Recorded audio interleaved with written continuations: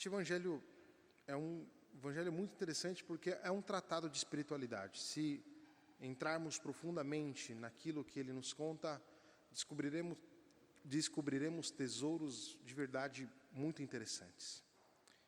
Mas tem um ponto que este evangelho nos faz refletir e que no dia a dia pastoral eu tenho encontrado e debatido muito, debatido no sentido de encontrar e me debater com este tema que está, por assim dizer, por detrás daquilo que as pessoas vêm fazer na igreja.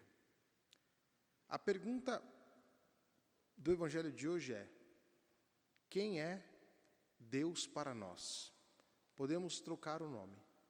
Quem é Jesus para nós?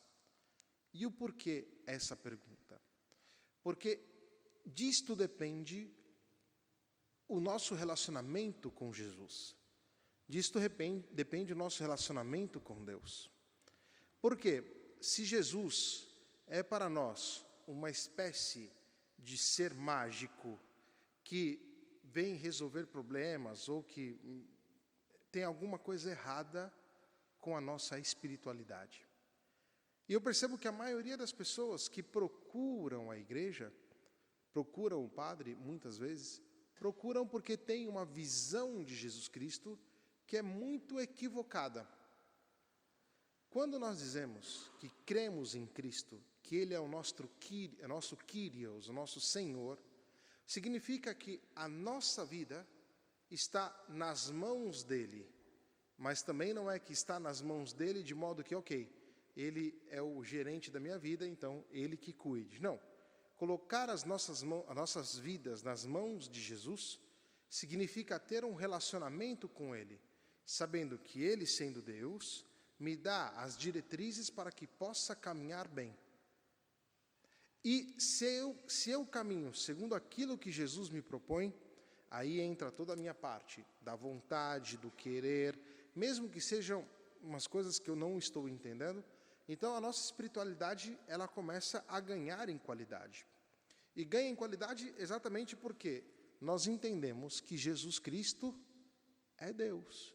E que Jesus Cristo é o único que tem as chaves para que a nossa vida espiritual possa crescer e para que nós possamos alcançar aquilo que nós queremos, que é a vida santa, que em outras palavras significa o relacionamento profundo com Deus. E por que estou dizendo isso? Porque muitas vezes as pessoas aparecem na igreja e buscam sacerdotes, enfim, e também a comunidade cristã, para pedir a Deus coisas, sem ter em consideração que, antes de mais nada, Jesus Cristo é também Deus. E que aquilo que Ele nos propõe é determinante para a nossa vida. Vou dar um exemplo muito bobinho. Muita gente procura a igreja para o batismo. Mas a maioria dos que procuram a igreja para o batismo não estão procurando o batismo porque Jesus Cristo é o Senhor da vida e porque agora quero viver uma vida profunda com Cristo e quero que o meu filho viva isso.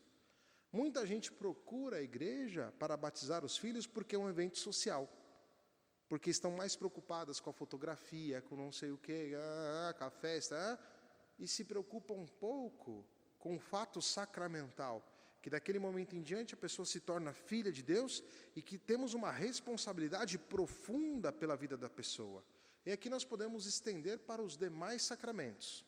Assim acontece com o casamento, assim acontece também com a ordem, assim acontece muitas vezes com a missa. Ou seja, as pessoas procuram Jesus Cristo para que Ele possa atender a uma necessidade, sem ter em consideração anteriormente que nós procuramos Jesus Cristo porque Jesus Cristo é o Senhor da nossa vida. Agora, aqui está o segredo da espiritualidade. Quando nós sabemos que Jesus é o Senhor da nossa vida, agora nós podemos pedir as coisas para Ele. Porque nós não teremos medo daquilo que Ele tem para nos dizer. A mulher cananeia do evangelho de hoje. Ou seja, ela foi pedir para Jesus a cura para a filha dela. Mas por que ela foi pedir a Jesus a cura para a filha dela? Porque Jesus era um curandeiro? Não. Porque ela reconhece que Jesus é onipotente, que Jesus é o Senhor. E ela se coloca na posição dela, mas veja, até os cachorrinhos comem as migalhas daquilo que caem da mesa dos seus donos. Ou seja, o dono é você. E você, qualquer coisa que disser, será capaz de cumprir. Portanto, ela reconhece que Jesus Cristo é Deus. E é porque reconhece isso, então, que ela pode pedir a Jesus Cristo alguma coisa. E aí, o pedido dela entra em sintonia com a comunhão com Cristo. É exatamente isso que nós somos chamados a viver. Antes de mais nada, uma comunhão profunda com Deus. E é nessa comunhão que nós podemos, então, fazer pedidos. Porque aí nós não vamos fazer pedidos absurdos. O que seria um pedido absurdo? Uma criança de 10 anos, vamos supor, um filho de um Elon Musk, o homem mais rico do mundo, chega para o Elon Musk, ele não tem filho, mas vamos supor que ele tenha, e diz: pai, eu quero uma Ferrari. Obviamente que o pai não vai dar para ele, porque ele tem 10 anos de idade. Ou seja, significa que o filho está completamente fora da sintonia com o pai. Mas se um filho está na sintonia com o pai, não vai fazer um pedido absurdo desse. Entende? Mais ou menos é isso que acontece na nossa espiritualidade. Se pedimos coisas absurdas para Deus, muitas vezes significa que nós não estamos na sintonia com Ele. E aí acaba sendo também um grande absurdo. Por exemplo, o acostar-se aos sacramentos, como eu já dei como exemplo. Ou seja, quando as pessoas vêm pedir o sacramento do batismo, ou o sacramento da comunhão, ou o sacramento do matrimônio, sem ter a consciência que Jesus Cristo é o Senhor da vida, esse pedido acaba se tornando um absurdo. E por que se torna um absurdo? Porque a pessoa não quer saber de Jesus. Ela quer saber só do prêmiozinho que ela vai receber por causa daquilo.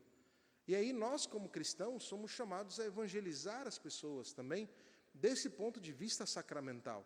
E não vou mentir para vocês, não. Como sacerdote, eu tenho muita dificuldade.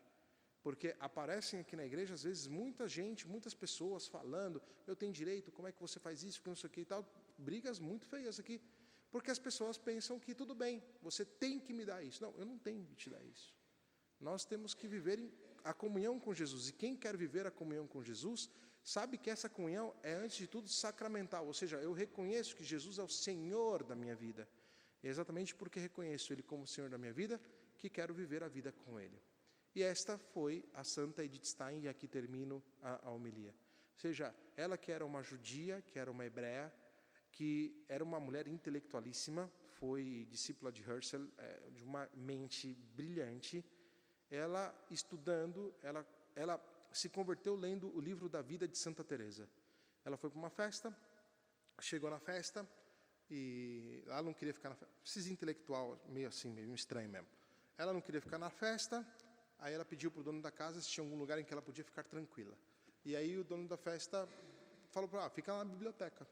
Aí ela foi para a biblioteca, achou um livro lá, Autobiografia da Minha Vida, Santa Teresa d'Ávila. Ela pegou o livro e leu em uma noite. E aí ela fechou o livro e disse: muito bem, encontrei a verdade. E o que ela encontrou? Santa Teresa d'Ávila fala no livro da vida do seu relacionamento com Jesus Cristo. Ela encontra o relacionamento com o Senhor. E é aquilo que nós somos chamados a viver. Santa Edith Stein se batizou em uma semana. Foi muito bonito este episódio também. Que ela chegou até o pároco e disse: quero me batizar. E o pároco disse: mas como você quer se batizar? Você não fez a primeira comunhão, não fez nada?